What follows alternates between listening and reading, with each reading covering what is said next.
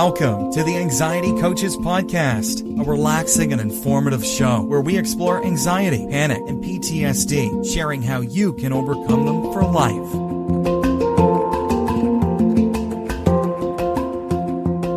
Aloha! Welcome back to the Anxiety Coaches Podcast. I'm your host and coach, Gina Ryan, and I am so happy to be with you again today as together we can consider the many ways to bring your mind and body back to its natural peace and calm. In today's episode, I want to talk about 5 habits that will help to free you from your anxiety. And I know that I use the word habits here a lot, but we don't often dive into habits that you can use to help you go forward versus we often are referring to habits that have us stuck or that are holding us down or keeping us in our anxious behaviors and in our worrisome ways. So today we're talking about 5 habits that help free you from your anxiety. And to get us started, I wanted to bring up a few questions. First off, what are the things in our lives that we want to move toward? So this is a great question for your journal. If you could jot this one down in your journal and visit this maybe once a month, you could have a little tickler or a little flag in there to revisit this question once a month. What are the things in your life that you want to move toward? The reason we want to pay attention to this is that we're often too busy to know where we're going.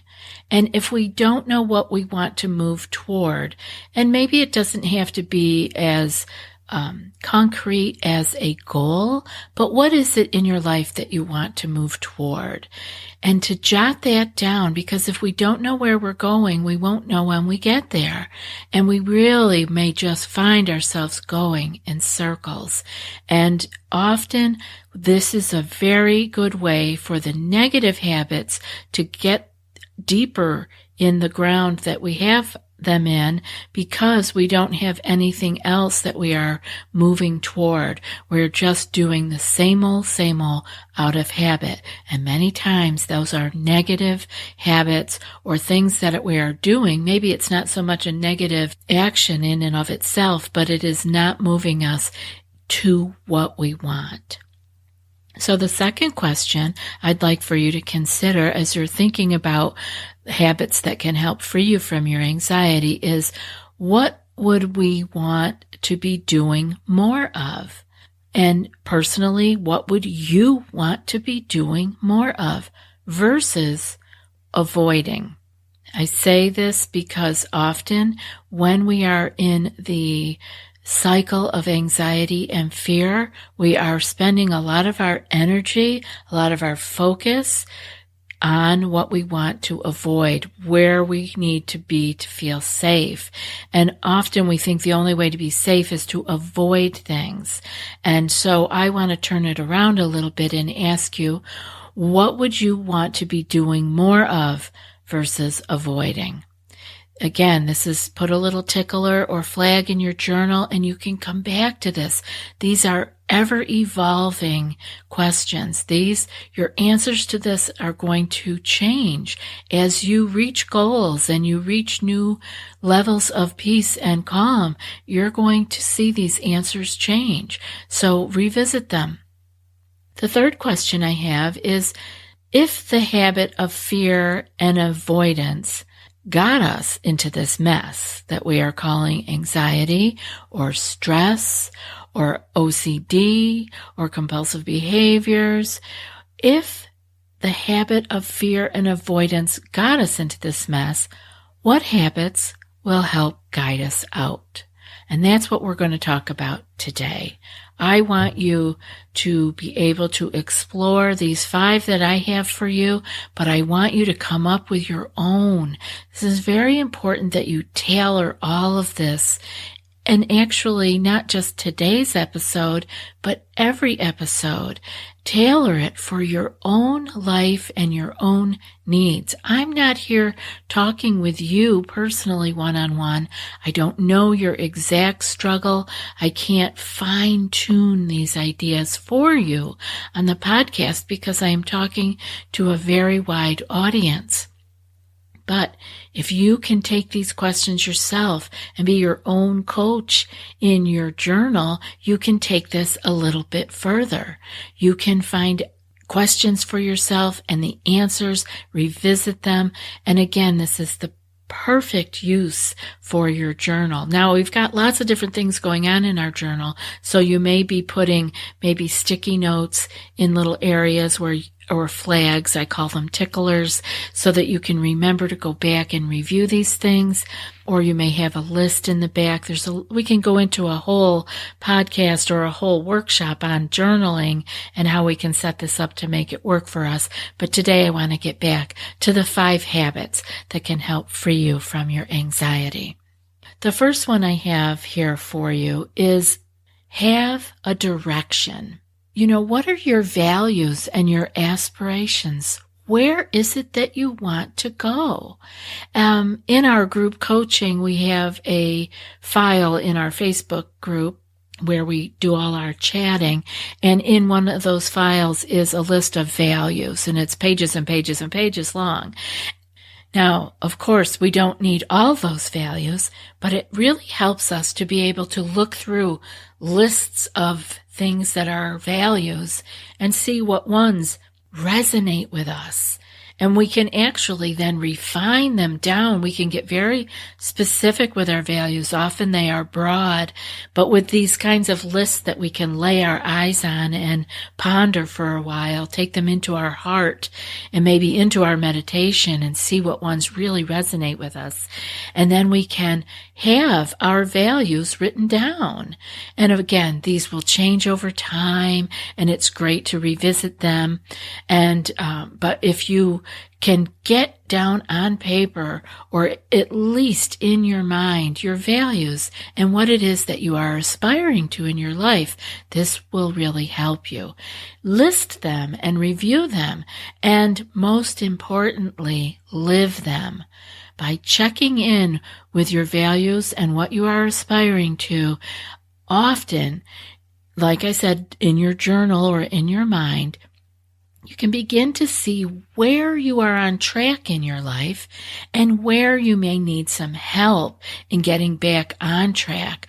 Often we have a few things going very well, but then we have these other things that we value that have kind of fallen off track, and we might need some help in bringing those back on, or at least we know that we need to bring our attention to those values to help get them back on track. So that is the first habit, having direction, the habit of direction, the habit of knowing that you are moving in a particular direction in your life. The second one that I have for you is to eliminate unnecessary negative communication. Now, and this means communication with yourself, as in negative self-talk or gossip and complaining. Complaining is a big one. And complaining is a habit. So if you can work on eliminating this negative communication, including the complaining, the gossip, the self-talk, the negative, unnecessary self-talk, working on this and eliminating that will lead to an expansion of the story of your life. When you eliminate this, you will be expanding the story of your life that is positive. Because when we are using negative self-talk, when we are gossiping, complaining, down on everything, we are limiting the story of our lives, and we are making it small. And we know that the mind can cook up anything in any direction. So let's give it some space to cook up in a positive direction that can work for you. be aware that the desire to slip into these negative communication habits is very easy. And we can do it with ourselves or we can do it with others. And so I want you to make a conscious decision. Take a pause when you are feeling the urge to get down on yourself or to complain about something. Give yourself a conscious breath and make a decision to either go forward with it or to let it go. The third one that I have here for you is to begin to put into action the self-help information that you have been gathering. So what I mean by this is I want you to drop the focus from your head, from your intellect, from your thinking mind, into the body, into practicing all that you have been gathering. How much time have any of us spent gathering the latest and the greatest shiny objects, techniques, information that are proposed to us to cure this or that, to cure you of your stress in your life or the strain in your life, physical, mental, emotional. We gather and we gather and we gather. We get all this information. This is an intellectual pursuit that we are going with here. We are putting it all in our head, and then we go and we get more. It's an action of repetition, of gathering. And so what I want you to practice doing in this third habit is to be able to drop down from the intellect and into the body so that you can actually start to use this information that you have. And we use it by integrating it into our lives, by spending time with our body and adding in the things that resonate and letting go of all this information that didn't resonate with us. We don't need to become collectors. We can let it go. If it isn't right for you, just let it go. You can always find it again some other day if you need it, but let it go. You don't need to be adding and adding and adding to your life, and not even with physical things, but with information. You can just bring in what is going to work for you and let go of the rest. I want you to actually think about how much time you may have already spent gathering information and techniques, and maybe you've even been buying things and trying all kinds of different things. But what we do is we hop from one thing to the other, and this is a habit. This is a habit of gathering, and I want you to drop it down and take action with your body. I want you to pause today and begin to implement into your life one or two of the practices you have already collected. And keep track of this. Here we go back to your journal again. I hope the journal is a habit that you've already put into practice. Go back to it in a month and see if being consistent with these one or two practices, see where you are. Did you grow? Did you change? Do you feel different? Many times we collect, but we don't utilize. So I want to change that with you today. Begin to put into action all the self-help that you have been gathering. The fourth habit that I want to bring to your attention is for you to bring yourself back into the present moment often. We can do this on our meditation cushion, but I want you to bring it out into your life again. Bring yourself back into the present moment often.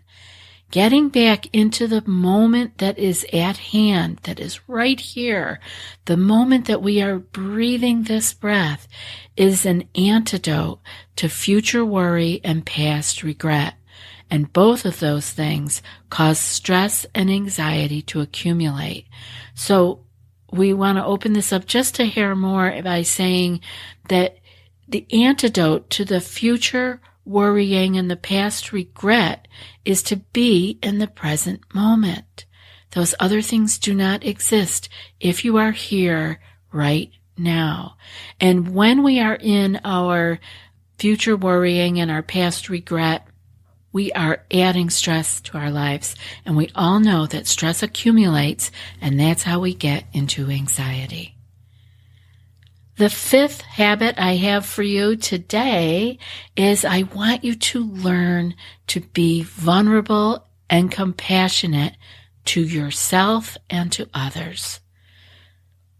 When you begin to be vulnerable, you are opening yourself up. And when you are compassionate, you are bringing in peace, because you cannot be compassionate and angry and aggressive at the same time. So we're going to be vulnerable and compassionate to ourselves and to others, and have an openness for our inner selves. And we will have less reason to need to protect ourselves, because when we are open, when we start to go open, some people get frightened. But if you can be compassionate with yourself and say, yes, that's okay. It's all right, because I am here. I can handle this. I can protect you, meaning your wise mind talking to your frightened mind. You can then move forward because you know that your wise mind is there to protect you. You will know that you have a soft place to fall within yourself. You don't need to go out and find it from others. This is all within yourself, because you have been, once you are open and compassionate with yourself and others, you know that you can handle these things because your wise mind is there to hold you, to give you that soft place to fall. So you don't need to be closed down, and you don't need to be on guard with the world or hard on yourself or hard on others to get things done. We can know that the wise mind will give us that soft place to fall. Having compassion for yourself and for others will open you to the larger world, and it'll get you beyond your overthinking mind, the frightened, fearful mind that just overthinks, and all the stories that it comes up with, the stories that are fearful and negative. When you can have compassion for yourself and for others, you're going to be opening to this larger world that will get you beyond your fearful thinking mind and all of its stories. Let yourself have the new experiences that you can have when you are finally understanding that you are free, because you have the soft place to fall within you. It is okay to be vulnerable, because your wise mind knows how to take care of you. So let yourself be loving and compassionate and open to yourself and with others, and you will be opening up a world of new experiences. I hope these 5 habits have been helpful for you, and I hope that you will add them to your daily life. Jot down the ones that were helpful for you. Again, I want you to refine what you are taking in. Take what resonates for you and leave the rest. And now for today's quote. Happiness is a habit. Cultivate it. And that's from Elbert Hubbard. I'll be back in a few more days with another podcast. Until then, be well and aloha. Thanks so much for joining us for today's episode of the Anxiety Coaches Podcast. Find more information at theanxietycoachespodcast.com.